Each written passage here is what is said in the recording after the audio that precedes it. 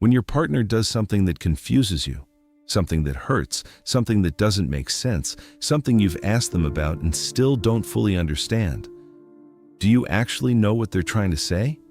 Yes, it seems like just a quirk, maybe just a mood. But behind that behavior, there's something most people in relationships completely miss. Something that relationship psychology has been quietly mapping for decades. A hidden language your partner has been speaking since before they ever met you. And if you keep misreading it, which most people do, you could be missing the most important conversation your relationship has ever tried to have with you. Let's start with what that language actually is. So why does your partner do the things they do? Most people assume it's personal. They assume it's about them. Your partner pulls away and you think, they're losing interest. Your partner gets defensive and you think, they don't care. Your partner shuts down mid-argument and you think, they just don't want to work on this. But here's the thing, every single one of those behaviors has a root that goes back further than you, further than this relationship, further than anything that's happened between the two of you. If it was just about you, it wouldn't follow them from relationship to relationship. It wouldn't show up the same way with their family. It wouldn't be triggered by the same type of moment every single time. So why do they keep doing this? Because the way your partner behaves in moments of closeness, conflict, or emotional pressure isn't random. It's a language they learned long before they knew how to speak. And by the way, if your partner used to be warm and open and suddenly they're not, or if the opposite happened, someone distant who suddenly wants closeness, don't brush that off. We'll get into what that reversal actually means at the end. And it's something most people wish they'd understood before they did what they did next. Have you ever noticed something shift in your partner right before they go cold? A split second before the silence, before the distance, before the walls go up. There's something, a flicker, a tightening. Maybe they looked away. Maybe they changed the subject. Maybe they laughed at something that wasn't funny. That's not random. It's protective. It's instinctive. What you're seeing is what researchers in attachment science call emotional deactivation. Here's what most people in relationships don't realize. When your partner shuts down, they're not just refusing to engage. They're doing the only thing that ever made them feel safe when closeness started to feel dangerous. Amir Levine, whose research on adult attachment transformed how we understand romantic behavior, explains that people with avoidant attachment patterns aren't cold people. They're people whose nervous systems learned early on that needing someone was a liability. So, the moment intimacy gets too real, too close, too vulnerable, the system does what it was trained to do. It pulls back, it goes quiet, it disappears. And here's the part that makes it ache a little. They're not shutting you out. They're shutting the fear out. You just happen to be on the other side of that door. This is also why you've probably had moments where everything was fine, genuinely fine, and then something small happened, something you didn't think was a big deal, and your partner completely changed. That's not overreaction. That's a tripwire from a life you weren't part of. Ever wonder why this pattern shows up in some relationships and not others? Maybe it's the couple who screamed at each other twice a week and still celebrated 40 years together. Maybe it's the partner who never once raised their voice but packed their things without a single warning. Maybe it's the relationship that looked easy from the outside but felt like walking on glass from the inside. That's not luck or chemistry. It's architecture. Gottman's research on couples, decades of it, watching thousands of partners interact in real time, found that what destroys relationships isn't conflict. It's the response to conflict. Specifically, it's what happens in the moments when one partner reaches for the other emotionally. He called these emotional bids. Your partner makes a joke, a bid. They mention something that bothered them at work, a bid. They reach for your hand in the car, a bid. What happens next writes the entire story of the relationship. If they reach and you respond, not perfectly, just genuinely, the language between you starts to build. If they reach and you miss it or turn away, the language starts to break down. Watch how this plays out. If your partner picks fights over small things, they're reaching for you in the only way that feels safe. If your partner goes completely quiet during conflict, they're flooded. Their body literally cannot process any more emotional input. If your partner brings up the past constantly, they're telling you the repair never actually happened for them, even if you thought it did. And hey, if any of this is making your relationship feel clearer to you right now, hit that like button and subscribe. It's the best way to help us reach more people who actually need to understand what's really happening in their relationships. Does your partner go cold, get loud, get clingy, or completely disappear when things get hard? Each of these is telling you something completely different about what they need from you. Let's start with the one who goes cold. This is the most misread form. When your partner gets quiet and distant during tension, most people take it as rejection.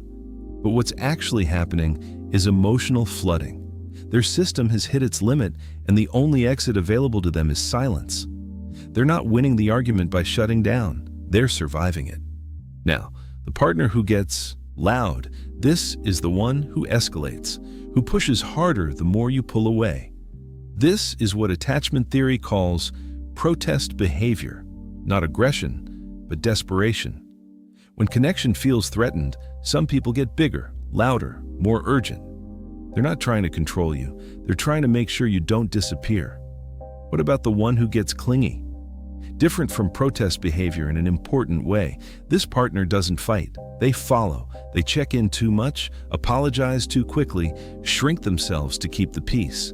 This is an anxious attachment pattern running at full volume. The need for reassurance isn't manipulation. It's a system that never learned it could trust that someone would stay. And then there's the last one, the one most people never see coming. The partner who seems completely fine, who says everything's okay, who doesn't react, doesn't escalate, doesn't chase. This one is the most disorienting. Because it doesn't look like a problem, it looks like maturity.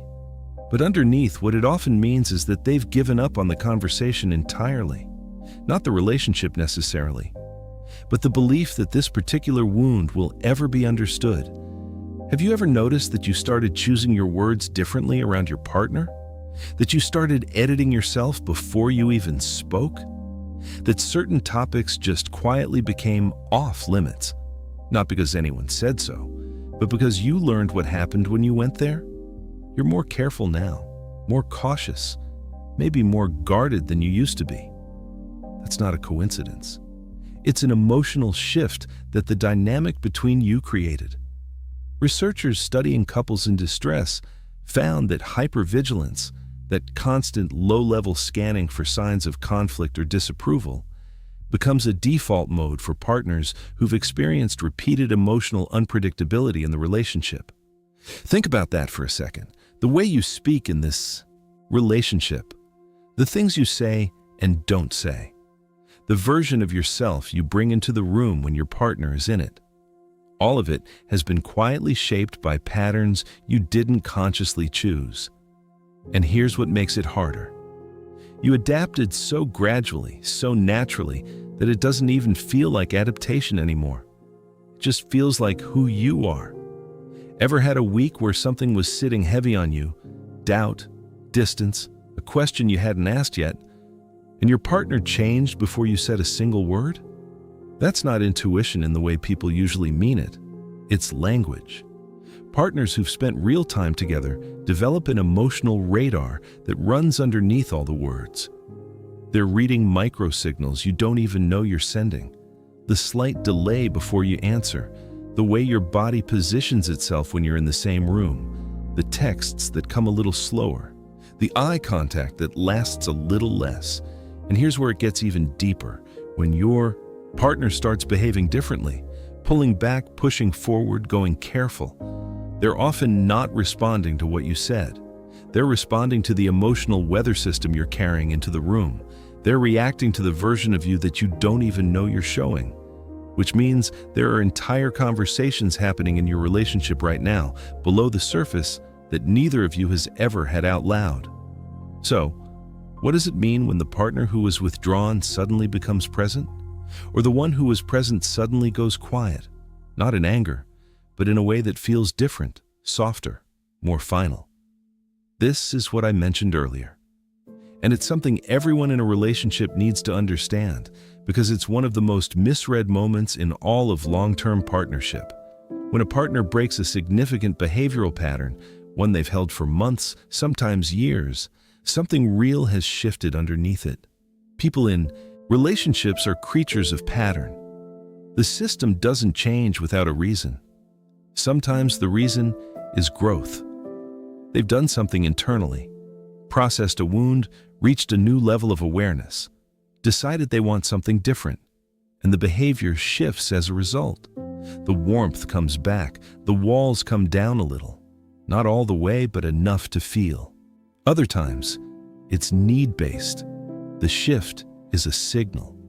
They want something from you: forgiveness, a fresh start, reassurance that there's still something here worth protecting.